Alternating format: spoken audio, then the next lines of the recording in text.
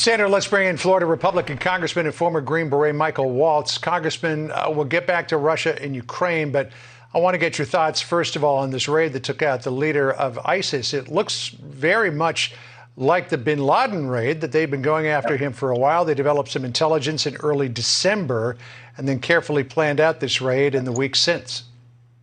Well, it's worth remembering that then Vice President Biden actually opposed the bin Laden raid and sending our special forces in then. I'm glad and applaud him for pulling the trigger now. But taking a step back, I think this is just further evidence that ISIS, Al-Qaeda, the threat of global terrorism is absolutely still a threat. They fully intend to strike the homeland again. And for all of those who say, including in the Biden administration, get the troops out of the Middle East, too hard, too long. I agree, it's been difficult. But the reason we're able to conduct these types of raids is we have bases in the region. We have local allies on the ground.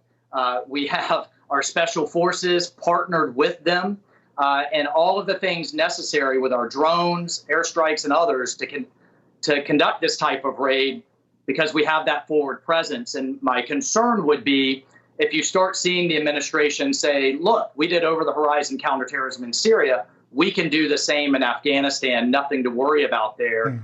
Very different situation. And all those things that we have around Syria, bases and allies and intel, we no longer have in Afghanistan. And what you're seeing is ISIS migrating to Afghanistan, to that Taliban caliphate. And I'm really concerned about our ability to stop that flow. Make that point that you make there. To that, let me just play a little bit of what the president said earlier this morning about this raid. Last night's operation took a major terrorist leader off the battlefield, and it sent a strong message to terrorists around the world. We will come after you and find you.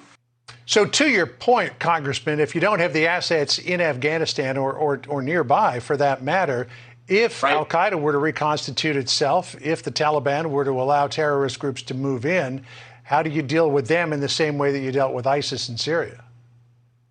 That's a great question, and that's a question we've been demanding answers. This term you hear, over the horizon counterterrorism, when you actually try to do it, the distances that we're talking about in Afghanistan, where we now have no bases in any neighboring country, and no allies on the ground. They're being hunted down as we speak, and not even an embassy with which to run intelligence operations out of.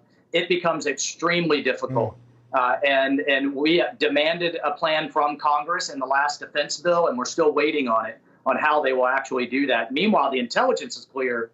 Al-Qaeda and ISIS are growing in Afghanistan, intend to hit us again, and are developing the capability to do so. You will, in about 20 minutes' time, be getting a classified briefing from Pentagon and State Department officials on the raid, and as well, this leaked document, which was the U.S. response to Russia over Ukraine. Your Senate colleagues got this briefing just a little while ago. What is it that you are expecting to hear, and have you heard anything about the briefing from your Senate colleagues?